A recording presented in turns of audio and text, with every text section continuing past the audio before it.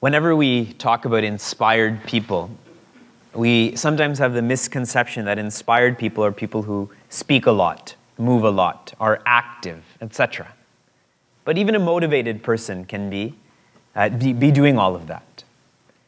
How do we know if someone is truly inspired?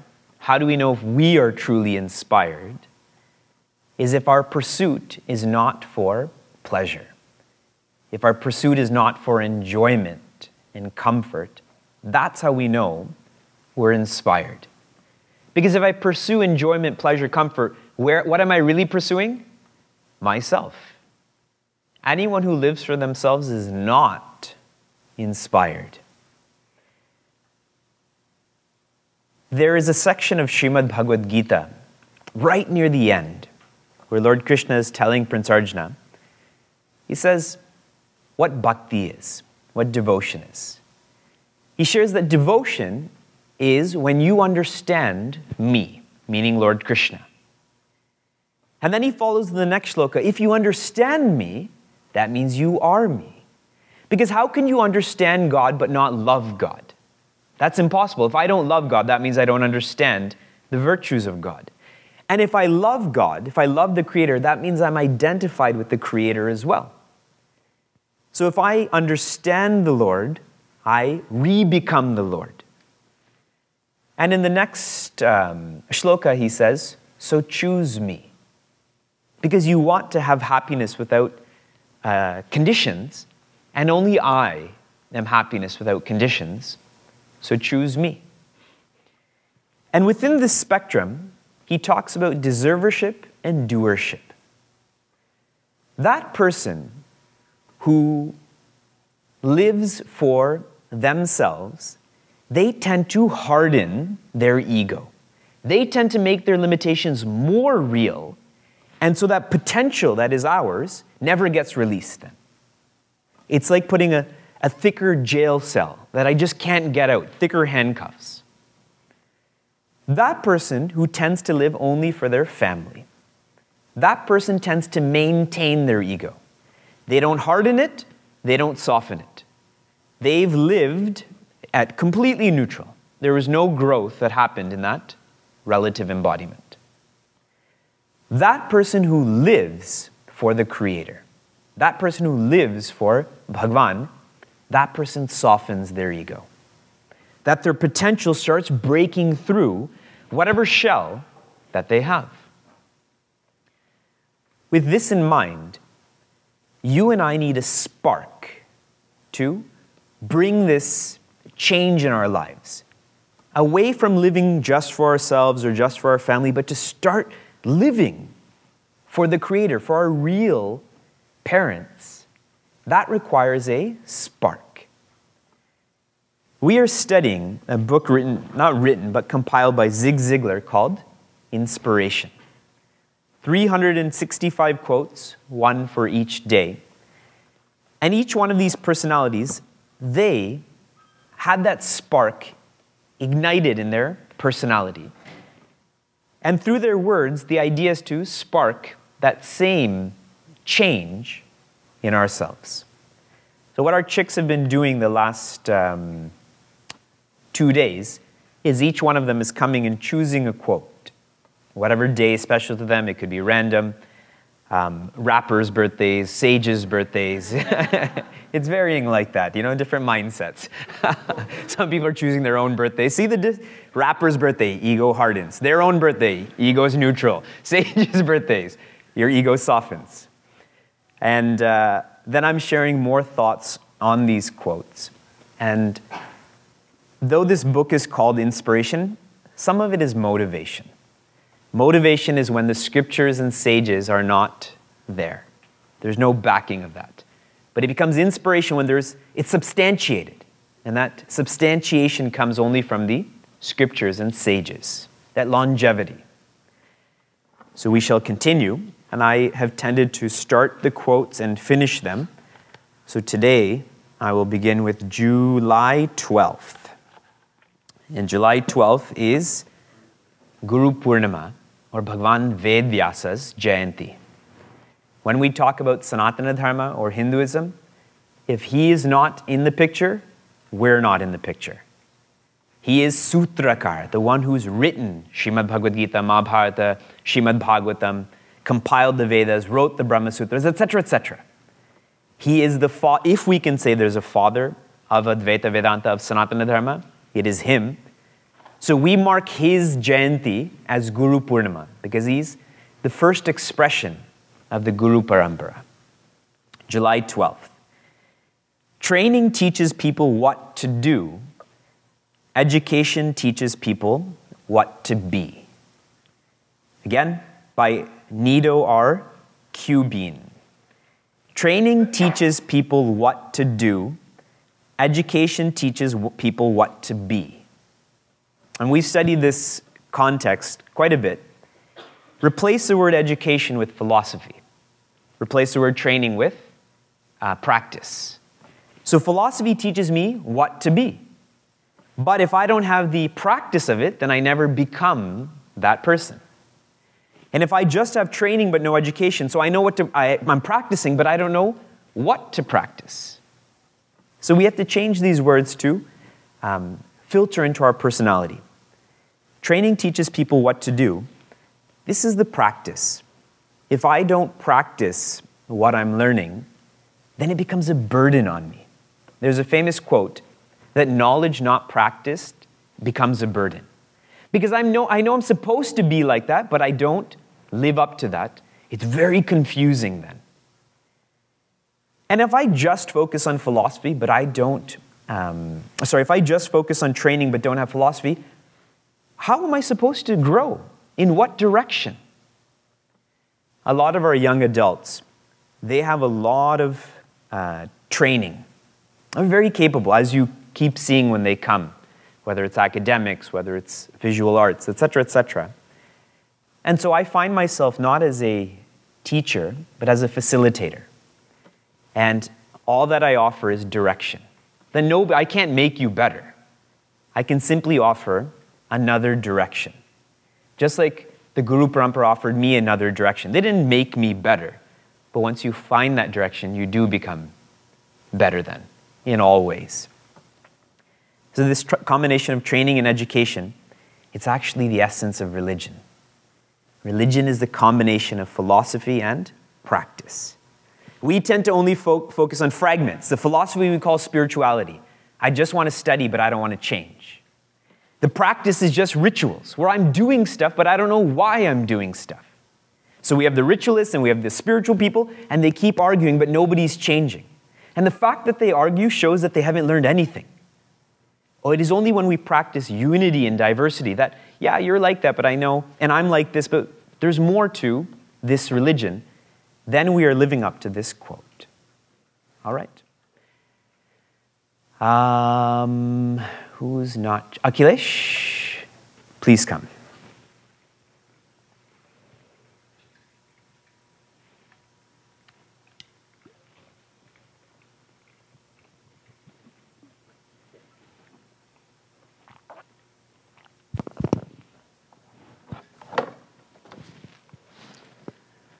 Opportunity may knock once. Date. Oh, sorry, September 18th. Opportunity may knock once, but temptation bangs on your front door forever. Anonymous. I'll read it again. Opportunity may knock once, but temptation bangs on your front door forever.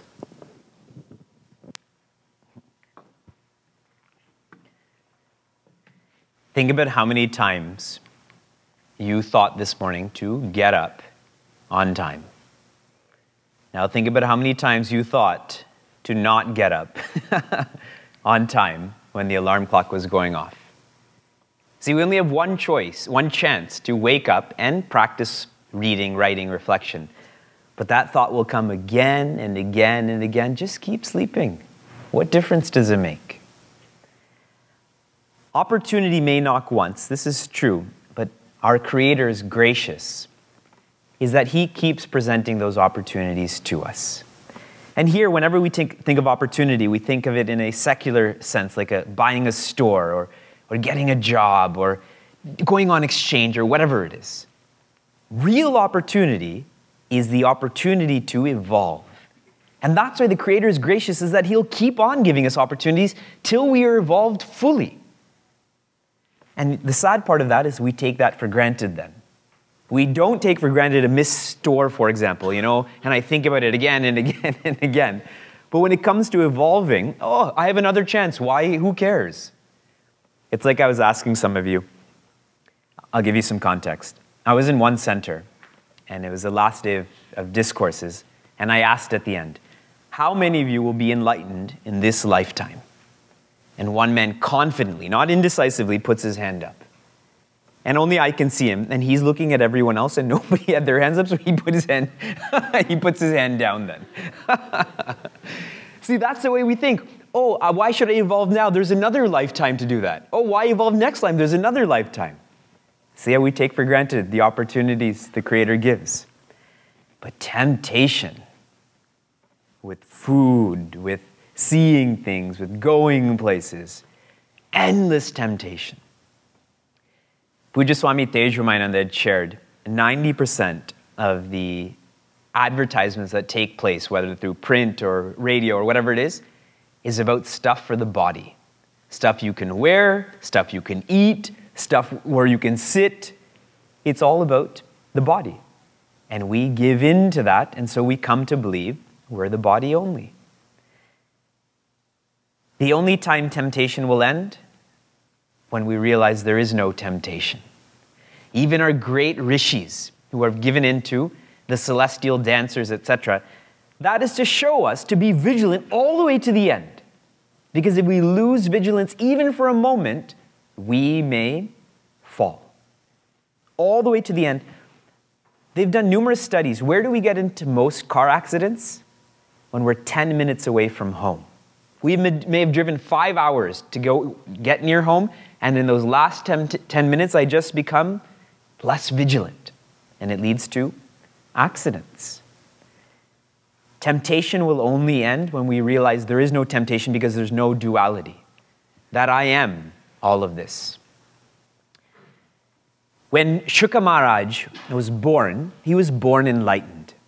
He is one of two specific cases where a child has been born enlightened. And as soon as he came out of his mother's womb, he just started walking away. Now keep in mind, we think, oh, but how can he walk, etc., etc. Who are we to say that we are the only creatures? Whales can swim right away. Deers can run right away. Hey, why do we think so definitively that we are the only context of beings? So CHYK Maharaj started walking away. And his mother said, hey, you're the father, go get him. She can't get him, so go get him. And he's wandering. And he passes this lake where the gopis are bathing. Are beautiful maidens and they're all without their clothes. And they continue to do whatever they're doing. And CHYK Maharaj walks by. Then Vedvyasa, his father, is chasing after him. And when they see him, what do? They all cover themselves or go into the water. And he notices this and says, hey, you know, he's great, I'm great. Why are you acting so differently with me compared to to him? And they said, because he's not conscious of his body. He's beyond gender. He's beyond attraction. So we have nothing to be afraid of. So for CHYK Maharaj, there's no temptation because he is all of this. But you are a grown man, you've been married, etc., etc. So there is that possibility of temptation. So we are covering ourselves. Even though Vedvyasa is enlightened too. This is just a story. So take the message in context. All right? Nikita, have you read already? Nandini, you have as well. Arti. Sheila. Jakey. No? Come.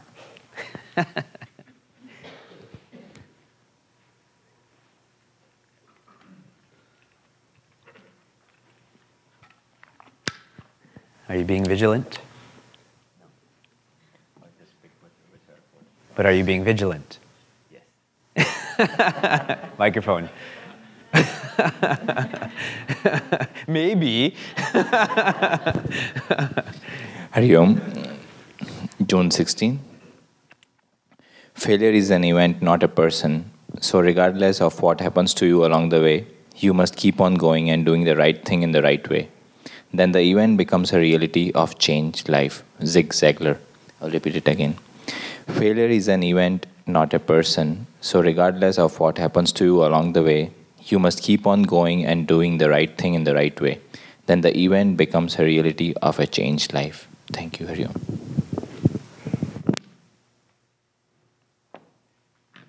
With this quote, we have the proper comparison of don't hate the player, hate the game. This is where this fits in. Failure is an event, not a person. Suppose I'm rude to Vikas once, suppose. Then he may judge me as being rude, but he may not know my background. I may be having a bad day. Maybe my upbringing was like that. So it would be incorrect for Vikas to say Vivek is a rude person. In that incident, Vivek was expressing rudeness, but he cannot definitively judge me like that. But we're big on that. We're fatalistic, and if you do this to me once, we're done, without realizing the big picture. And we all have bad days, we all have moments, we all have confusions, we're cranky, we're hungry, we're tired, etc. And this comes out. And we judge a person so definitively. And you know why we do that? Where do we start such definitive judgment? With ourselves. I'm like this, I'm like this, I'm like this. Going back, I'm the ritualist, I'm the intellectual person. And we put ourselves in this box and go on living in this box, which is not living. I had met a family, and the mother was driving me to a discourse, and the daughters were sitting in the back. And I asked the mother casually, so which daughter is like you? And she politely said, we try not to tell our daughters who they're like, because then they tend to limit themselves by the parents. And I thought, what an insightful mother. That she doesn't want them to be like her. She wants them to be better than her. So regardless of what happens along the way, keep changing. If you make a mistake, don't make it again. And if you do it again, then don't make it the next time. But we think, oh, I've made a mistake. I can never be a good person. I can never be perfect. There's an associated quote. Every sage has a past and every sinner has a future. Look at Sant Valmiki. He was the sinner and became the sage. Puja Swami Vivekananda, Puja Swami Chinmaya, both of them were atheists. And here they are the champions of Advaita Vedanta. So whatever regrets we have of the past, that's the past. But we can change. And only when we change, this event becomes a reality of a changed life. That I have to make those changes. I cannot just talk about change, but I have to make those changes. If there's a word that can encapsulate yoga, it is change. Yoga means change. And that's what we don't want to do. Let alone hear about it. Actually doing it, we don't. And that is a high expression of ego. There is one virtue which we studied in Orlando recently called kshama. What does kshama mean? Forgiveness. When someone asks me for forgiveness and I don't forgive them, or if I ask myself for forgiveness but I don't forgive myself, two expressions are taking place. Number one, I don't believe you can change. But see how wrong that is. If I can change, why can't you change then? That's highly egotistical to think that I can do it, but you can't do it. I want you to forgive me. Number two is I've given up on you. I've given up on the fact that you can rehabilitate yourself. So forgiveness is a virtue that makes a relationship alive. Without that virtue, then, not possible. The don't hate the player, hate the game.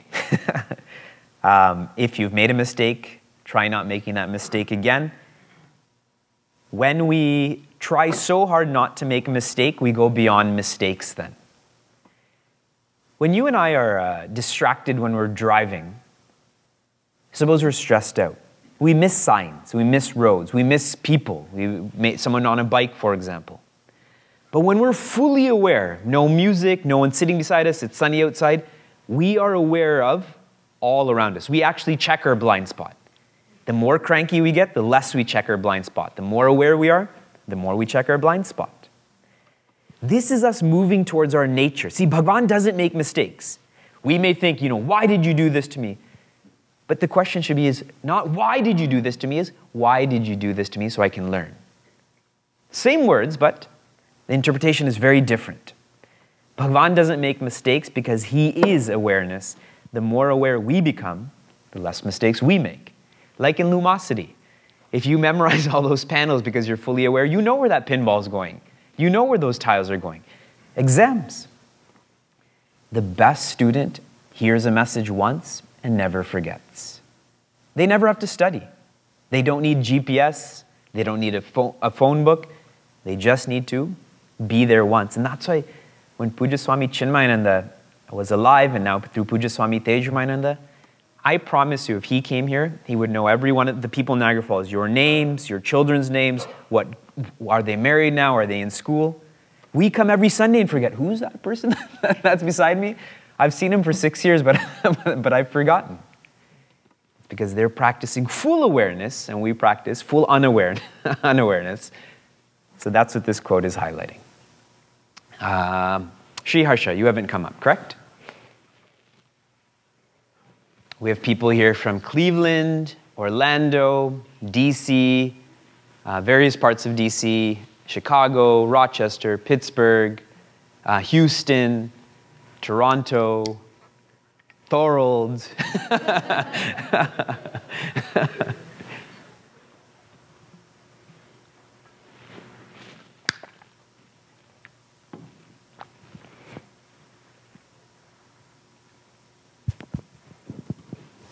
April 10th. Optimism is the faith that leads to achievement. Nothing can be done without hope and confidence. Helen Keller. Optimism is the faith that leads to achievement. Nothing can be done without hope and confidence. Helen Keller. Helen Keller, which I believe a lot of you know, was she born blind or was acquired blindness? Born blind? And born deaf as well, correct? Puja Swami Chinmayananda shares that our sense organs are ayatanams. Ayatanam means it's a counter whereby we can exhaust vasanas. And the less of these counters that we have open, think about Walmart. If they only have one counter open, how much money can they make versus 5 counters? When we have less counters open, then we can exhaust less vasanas. It's frustrating. And imagine the frustration that we can project that Helen Keller would have experienced not being able to see, not being able to hear.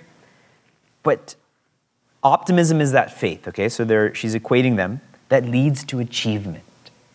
If she believes that she can't do it, then is she going to be able to do it? If you and I don't believe we will be enlightened in this lifetime, guess what will not happen? Enlightenment.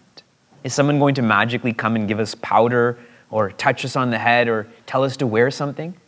You watch ATN, you watch these Indian channels, and you can call someone for $500. They'll solve all of your problems. They'll send you a yantra, tantra, tell you a mantra. That happened by accident. For $500, right? See, give $1,000. I'll cure your problems twice here. It is through believing that one can. And belief has to be based on confidence. Someone recently asked me, what is the difference between arrogance and confidence? Very subtle question. Arrogance comes, there's many perspectives to look at. Arrogance is verbalized, confidence is not. I don't have to tell you I'm confident, I simply live that. But an arrogant person will say, I'm like this, I'm like this, I'm like this. So they themselves don't believe that they have this, so they have to validate it through someone else. Arrogance is about me, confidence is about we. A confident person will be confident in other people too. An arrogant person will only feel about themselves. They are not identifying with another person. Puja Swami Chinmayananda, Puja Swami Tejamananda were masters, are masters at team building. They have such confidence in themselves that they can find out what's great about the next person and say, hey, go with that. Do this. This is your responsibility. Masters at that. They put the right places right people in the right places. But it started with confident in themselves. So the difference is me versus we. Confidence is in him. Arrogance is in... confidence is in surrender. Arrogance is in skills. If I surrender to Bhagavan, what reason would I have not to believe in myself or what will happen? But if I depend on my skills are limited. Someone may be faster, someone may be stronger, someone may be more intelligent, whatever it may be. So the difference between arrogance and confidence is the source. So here Helen Keller is saying, be confident. That is on him, that is on we, that is on your belief in that you are greater potential. So for us, whatever relative goals, achievements, dreams we have, if you don't believe that you can, then you cannot. And one of our chicks was sharing a quote that said, I believe it goes along the lines of, if you think you can or you think you can't, you're probably right. If you think you can do it, you're probably right. If you think you can't do it, you're probably right. Helen Keller, this is why we want to highlight the personalities. And you and I feel frustrated. You and I feel that we have challenges. Imagine not being able to see. Imagine not being able to hear. But if you see her picture, she's smiling, living this, and so able to share this. Puja.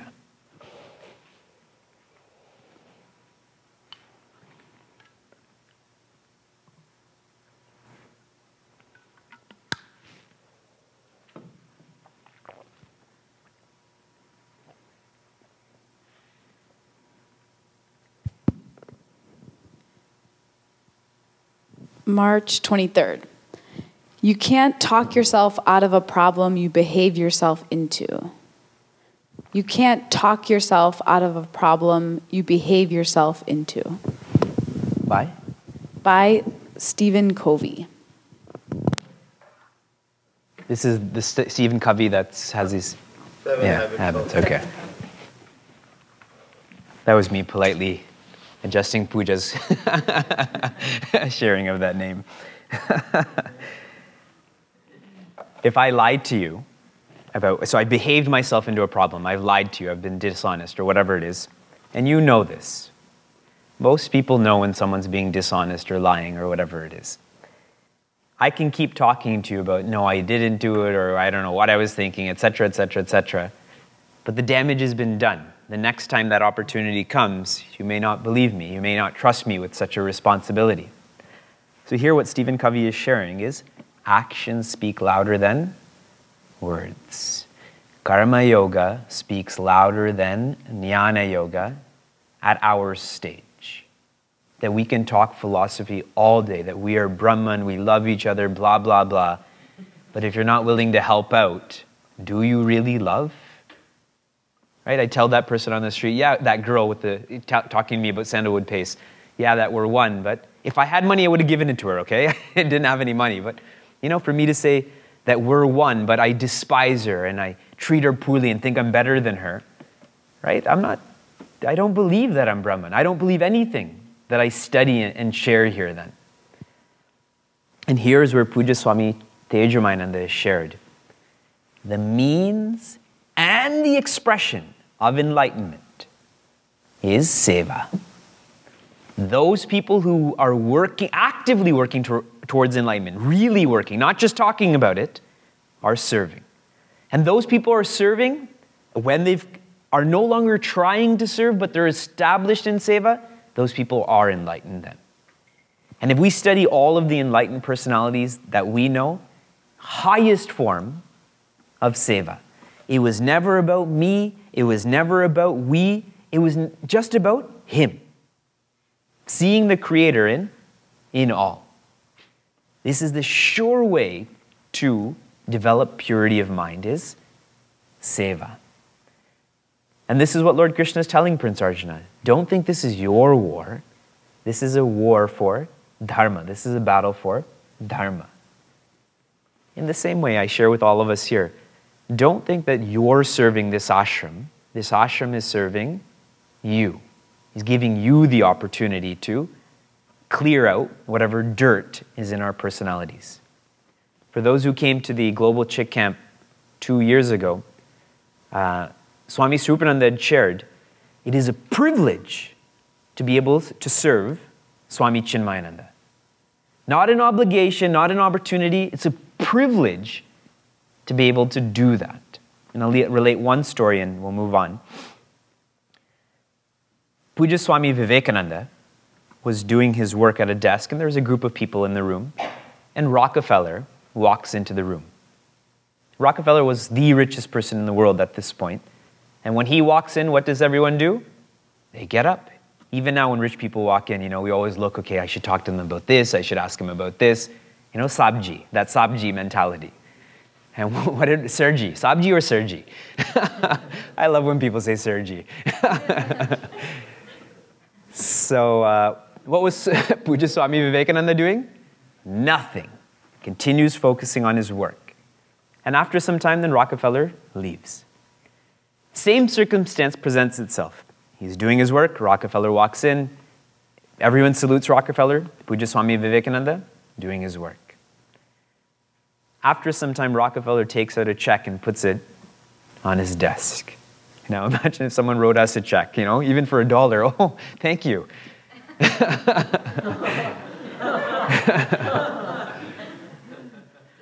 Puja Swami Vivekananda continuing to do his work. So Rockefeller then says, at least you could say thank you.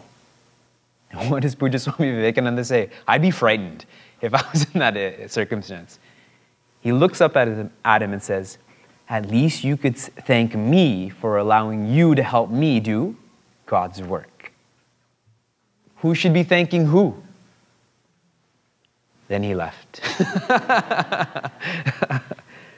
So please keep this in mind, is that actions speak louder than words. And if I'm behaving in an unbecoming way, I can talk all day about how great I am, but that problem will exist. It'll actually become worse. I'll give you one more humorous incident related to this. Puja Swami Tejamananda was sharing, if you're behaving like a donkey, and if you haven't seen a donkey, then there's an English word that starts with A. That's like donkey. If you're behaving like that, if someone calls you that, and you're behaving like that, then say namaste and stop behaving like that.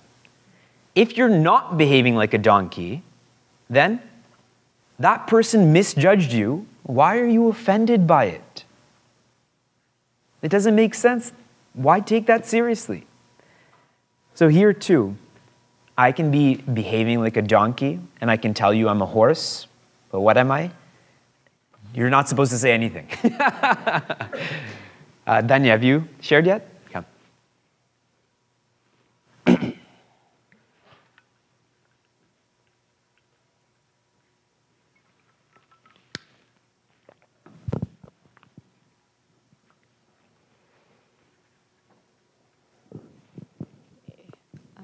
August 2nd. Recognizing a problem or weakness is the first step in remedying it. Donald Laird. Again, so August 2nd, recognizing a problem or weakness is the first step in remedying it. Donald Laird. What does SWOT stand for? Strengths, weaknesses, opportunities, and? Right. Weaknesses. Have you all seen the G.I. Joe movies? Have you seen the G.I. Joe cartoon? The saying that often came up at the beginning was, knowing is half the battle. If I know the weakness of another enemy, as an example, then what do I have to do? Capitalize on that. If you take any sports team, how much those coaches and coaches of coaches and coaches of coaches of coaches study the weaknesses of other teams and try to capitalize on that. Where should we be identifying these weaknesses? In ourselves. We are like diamond people when it comes to finding other people's weaknesses. we find everything that's wrong about other people. Yet if we can take that same acumen and apply it to ourselves, we will let go of those weaknesses. Puja Swami Chinmaya Dhara shared a series of steps to help us prepare for meditation. Everybody wants to meditate, everyone says that they meditate, but if they've not gone through these steps, it's NA, not applicable. We studied this in Chicago a few years ago. Step number 1 is introspection. Be by yourself. Be with yourself. Get to know what's happening in you. Only when I do that can I do step number 2, which is detection. Start objectively analyzing, okay, these are my strengths, these are my weaknesses. See, the SWOT analysis, we can do it about a business, but the best place to start is myself. Start detecting pros, cons, strengths, weaknesses, etc. After detection, what's the next step? Negation. Phew. When I find what is negative, I should negate that. I should despise that. I should want to grow out of it. Many of us find these negativities and promote it. Vivek, this is my degree, angry person. I put it on my business card. This is the kind of person I am. Jealous person, lusty person, ambitious person, selfish person. We don't have a problem with our negativity, so they stay. They grow. The same thing goes with sorrow. Many of us are addicted to sorrow, drama, stress. Stress is like our friend now. We don't know what to do when there's no stress in our lives. We feel like we're lazy. We have to negate those negativities. And the only way to negate them is, what's the next step? Substitution. Practice the opposite. So I'll give you a quick list here. What is the opposite of desire? Contentment. What is the opposite of desire? Anger. Acceptance. What is the opposite of greed? Charity. What is the opposite of delusion? Knowledge. What is the opposite of Mada Matsarya? Arrogance. Humility, that's all good, correct? I'm just trying to make it a little bit more specific. Acknowledgement. In arrogance, I keep thinking, I did it.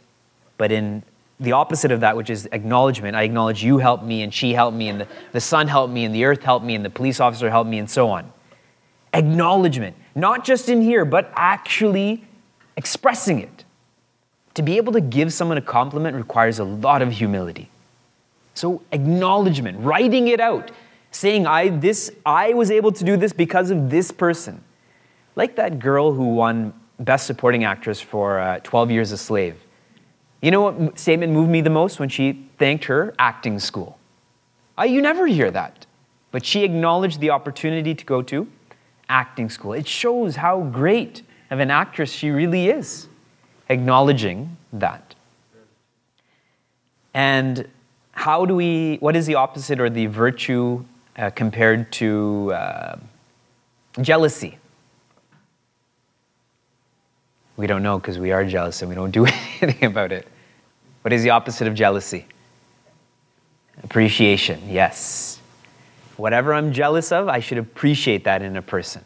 If someone's a great singer, rather than finding the faults in their singing, even though if I probably don't even know what those faults are, I should appreciate how good of a singer they are. And the beauty of that is they become better and I become better too. Because I start to live up to whatever I'm appreciating. As you think, so you become. For those who dance, there's a bhava called asuya. What does asuya mean? Finding a weakness in someone's strength. You know, people say, what are your strengths? Oh, I'm too happy. I work too hard. That's what we do. That person sang so well, but we think, hey, his clothes weren't very clean. Something like that. Perfect performance, but his clothes weren't clean, or whatever it may be. And that's why in Ramayana, there's a beautiful character called Anasuya. The one who doesn't find weaknesses in people's strengths, who appreciates people's strengths. Anasuya. So these are the And the last step after substitution, this is not really in there, but I put it in anyways. Emancipation. Introspection, detection, negation, substitution, emancipation. This is a lesson in teaching. You can't put growth or enjoy. You have to follow along with the pattern. Introspection, growth.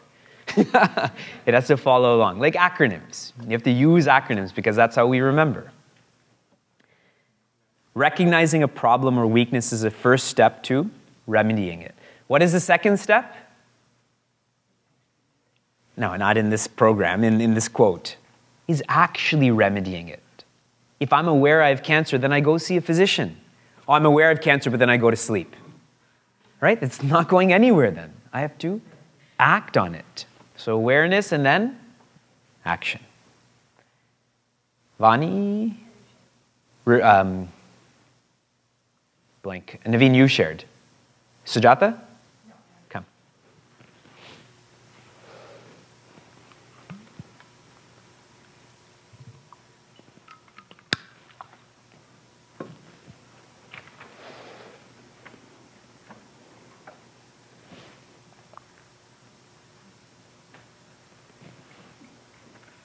May 12th. Marriages may be made in heaven, but a lot of details have to be worked out here on earth. Gloria Pitzer. Oh, I apologize. That's good. I'm glad you're all paying attention. May 12th. Marriages may be made in heaven, but a lot of the details have to be worked out here on earth. Gloria Pitzer. I'll read it one more time. May 12th. Marriages may be made in heaven, but a lot of the details have to be worked out here on earth. Gloria Pitzer.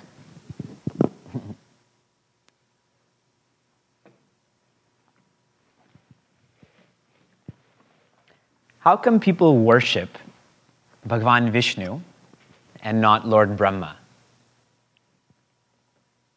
It is very easy to create. It is difficult to sustain. It is easy to say, let's get married. But to sustain a marriage is hard work. I didn't say it's negative work. Hard should never be a negative.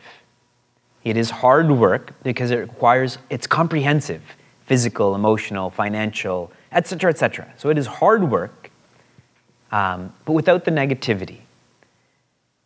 So sustaining requires more, and creation doesn't. Even building this ashram or buying this ashram is easy. You go to the bank, you get a loan, etc., but to sustain this ashram is difficult. Here, we like to poetically say marriages are made in heaven, very much like we poetically say, I found my soulmate. When someone says that to you, that I found my soulmate, what should your response be? You didn't. There's only one soul. You cannot find a soulmate. So poetically you're right, technically you're wrong. You should tell them that. You know, next speech you go to a reception, you walk up in there and say, no. Don't tell a lie. You'll never be invited again. We'll hang out together. It'll be great. Or if you go to a funeral and they say, you know, the soul has left this body and gone to another body. No, they didn't. There's only one soul. That soul didn't go anywhere. That soul was there. The soul is there. You'll never be invited to a funeral. It's good. We'll hang out.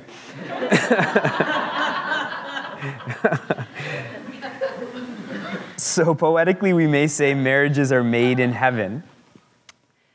But as Puja Swami Chinmaya has shared, and it's awesome, when you connect Vedanta to inspiration, it's awesome. Where is heaven? And where is hell? Both are here. So what's being shared here is, context-wise, I could have been presented in heaven, but how long does context last? How long will the weather last? Here, a long time, but it will change eventually, right? Everything changes. So if I depend on context, I will lose. I will shift to hell. But if I look after the details, which is me, then I always remain in heaven. Even if the person I'm with is hellish, I can still be in heaven. And this is a profound statement, not because I'm saying it, but because it's the truth. Even if you're with, and any relationship, your parent, your spouse, your coworker, neighbor, even if they hate you full out, you can still be completely peaceful because it has nothing to do with them. If you insult me, and then another person on the street comes and insults me, let's say Rashmi insults me, and then a Balavihar student comes and insults me, who doesn't know anything about me. She just said the word. I will not take offense to this girl, and I will take offense to Rashmi, but it's the same words. I've given her permission to hurt me, and I've not given permission to her to hurt me. So we grant permission very easily. We're the poorest security guards when it comes to peace of mind. We have very strong when it comes to our possessions and so on, personal space. When it comes to peace of mind, we're not very good. So we have to focus on the details of ourself. And details is an important idea.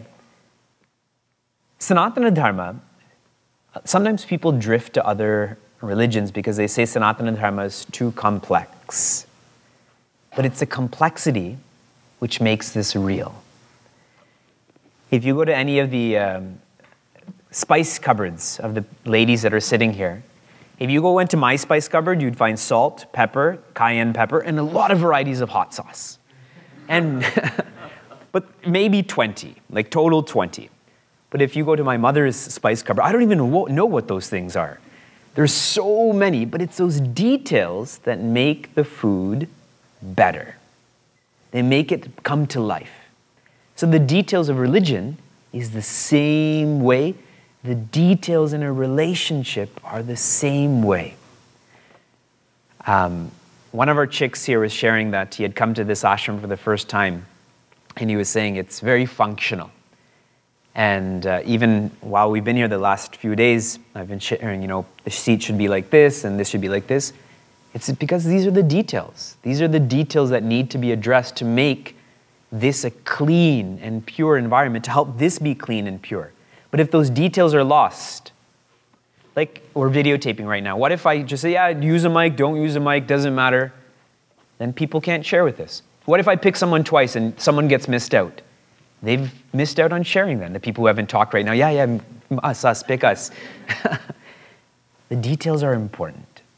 And I'll give you one personal example of this.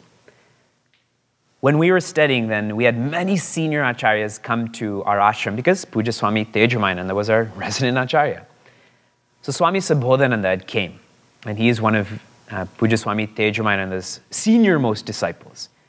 And I got assigned to look after him because I lived in Siddhabari for 7 weeks, so we got to know each other. And he just got out of the car, I was waiting for him, and you have to walk down the steps to Guruji's kutia. You've all seen his kutia at Sandipani.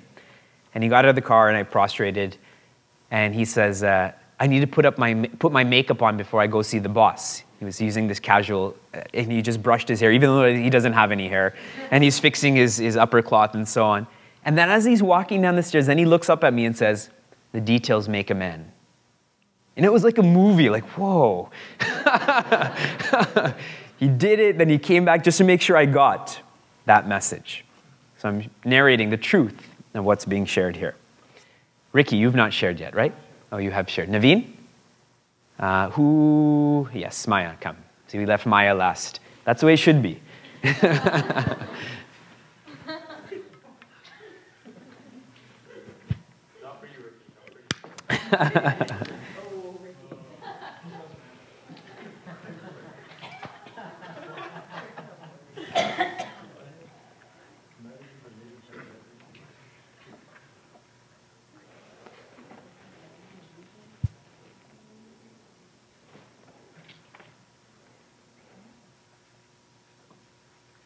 November 23rd.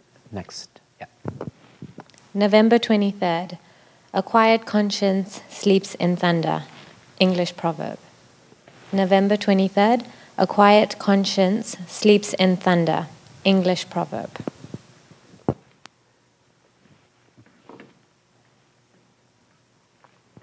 Here's where you're all supposed to pick up your notebooks and show. You all have these books.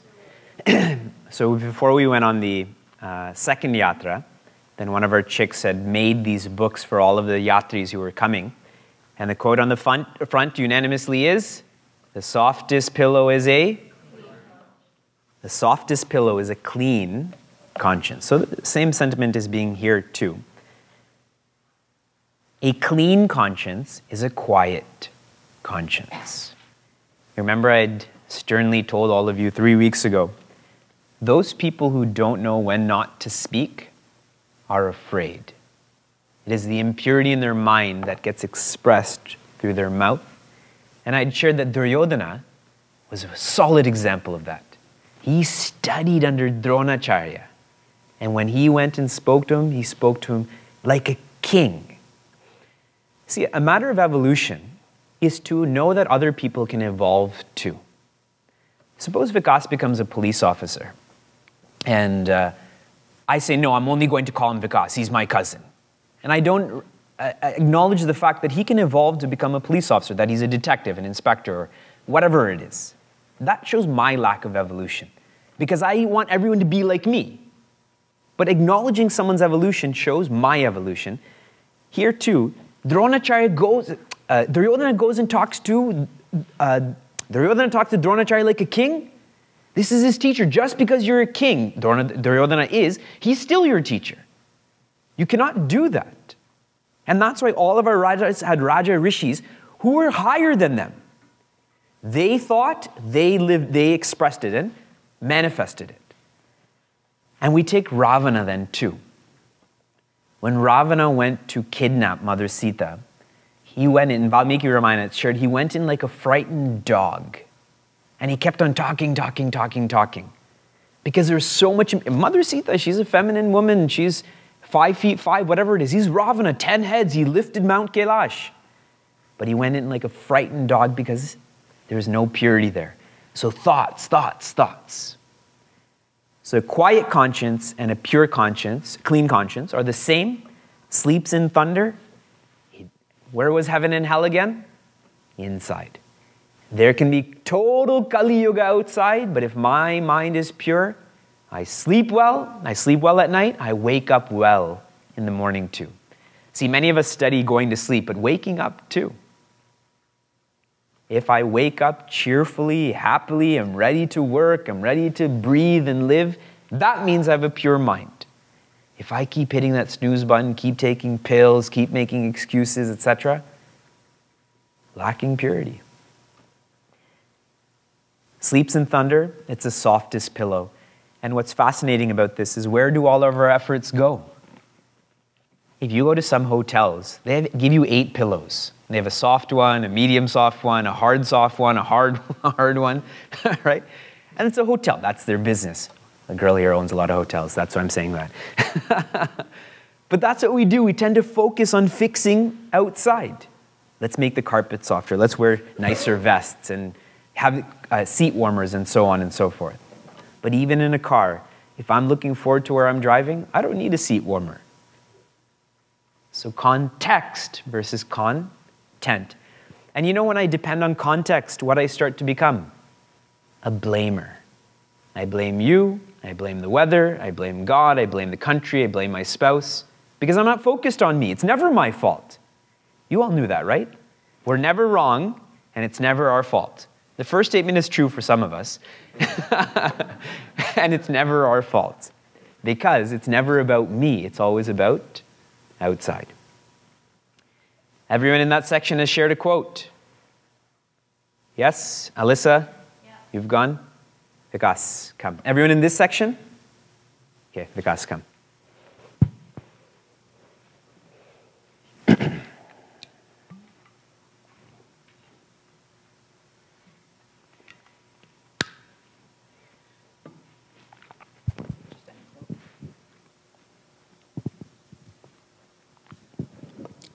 December 23rd. Genius is the ability to reduce the complicated to the simple. C.W. Saram. One more time. December 23rd. Genius is the ability to reduce the complicated to the simple.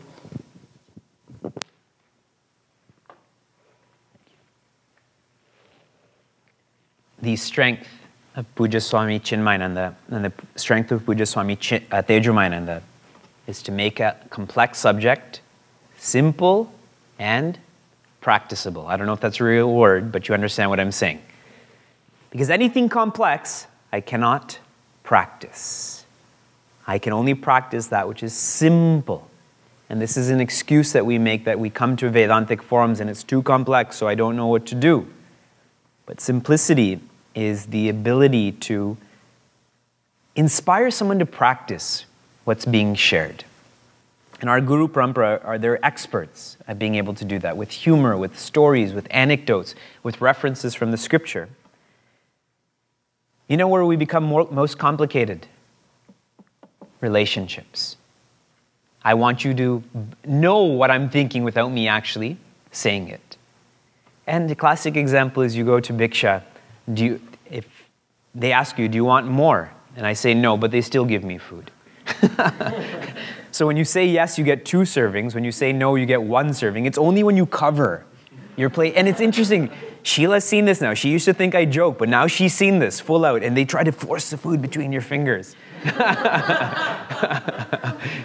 She has a lot more empathy for what I have to do when it comes to eating during bhikshas.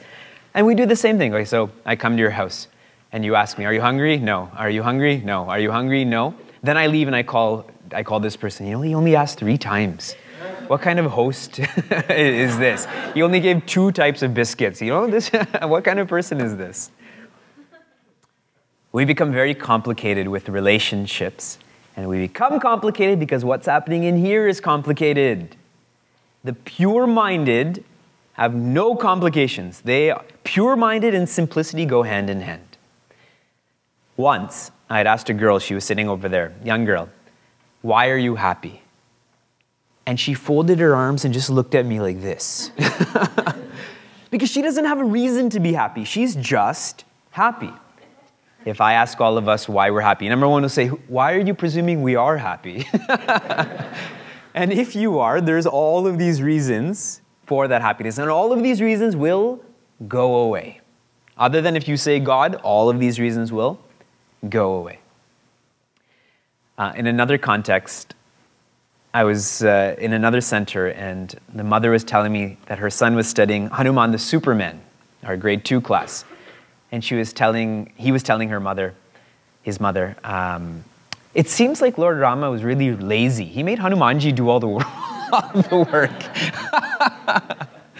work. So simple. And see, you can never be offended by that because it's such simplicity. We can be offended by complexity, but not by simplicity. What is the book that I want us to write together? What is the title of the new book we're going to write together? Yellow Dal for the Soul. They have chicken soup for the soul. That's Rajasic. We should make it yellow dal for the soul because everyone loves yellow dal. You can eat yellow dal any amount and you never need to add salt or pepper or namkeen or anything. You can just eat yellow dal as a soup. You can add it with rice. You can add it with roti. Yellow dal and yogurt, it works. And it's because it's so simple. It's Taco Bell. It's because it's so simple. But genius is the ability to process all of that and make that one's own and then share it. Someone doesn't know a subject is if they make it complicated. They've not been able to make it their own, and so they're not able to share it well. But if you're able to make it your own, you'll be able to make other people tune in to your perspective as well.